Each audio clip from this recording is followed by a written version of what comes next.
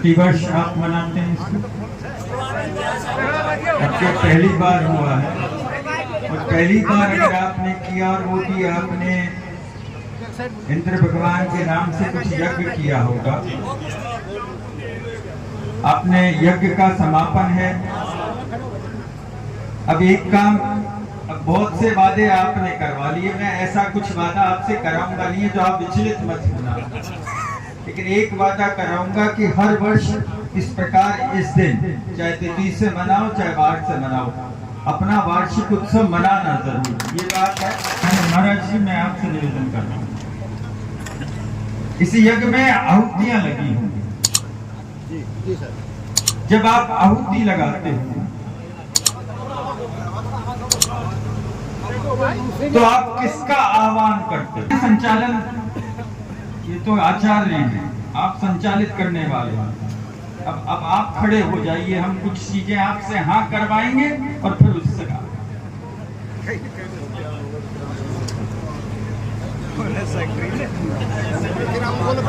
सर्वप्रथम तो मैं किसी भंडारे और किसी यज्ञ में भाषण नहीं देता हूं,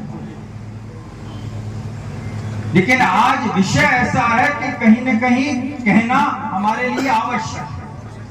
इसलिए वाणी की सत्यता उस पर निर्भर करती है कि बोलने वाला कितने पवित्र मन से बोल रहा है।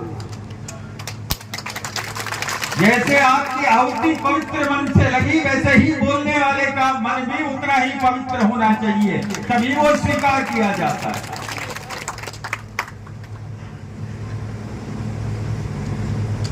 विधि विधान से आपका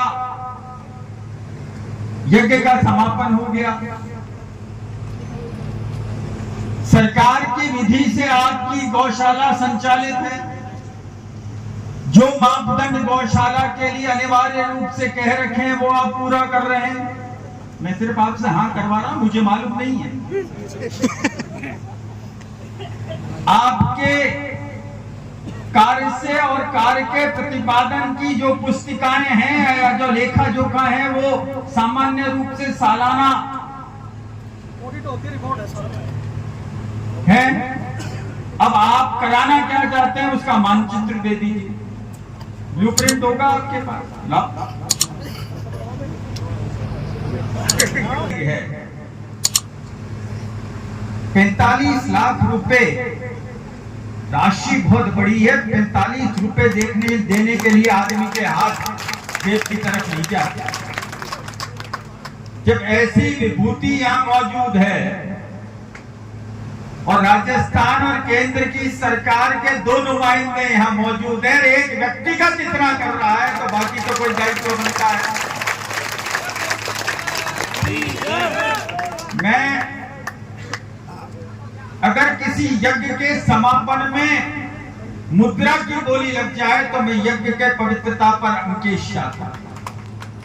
ये उस पवित्र व्यवस्था के खिलाफ होगा। मानचित्र बनाइए, हम पैसा कहां से लाएंगे ये हम आपसे नहीं पूछेंगे। पैसे लाने का काम हमारा और बनवाने का काम आपका।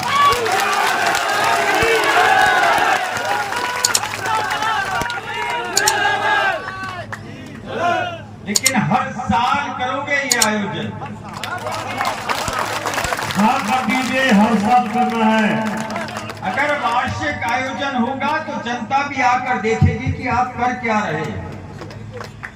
मेरा तात्पर्य किसी यज्ञ से नहीं था कि हर साल यज्ञ करो, हर साल यज्ञ नहीं हो सकता, लेकिन एक उत्सव बनाइएगा, वार्षिक उत्सव, चाहे आप तिथि से मनाइए, चाहे वार से बनाइए या तारीख से बनाइए, आप पर।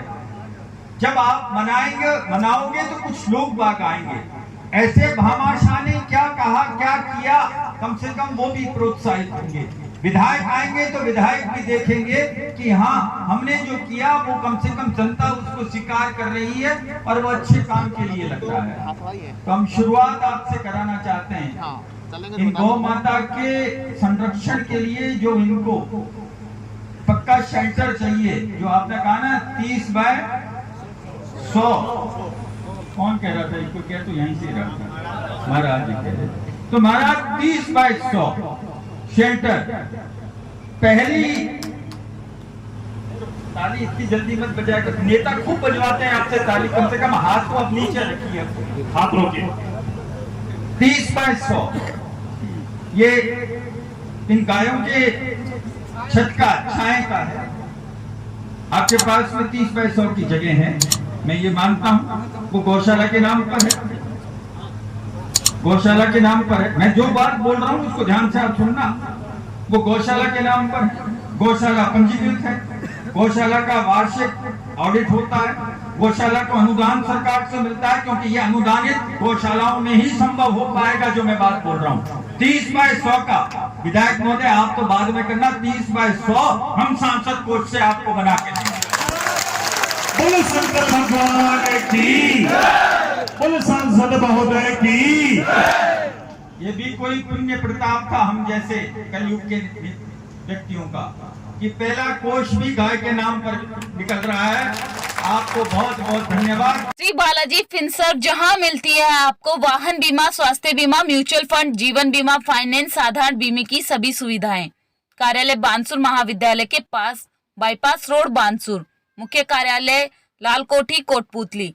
अधिक जानकारी के लिए संपर्क करें 8302367656।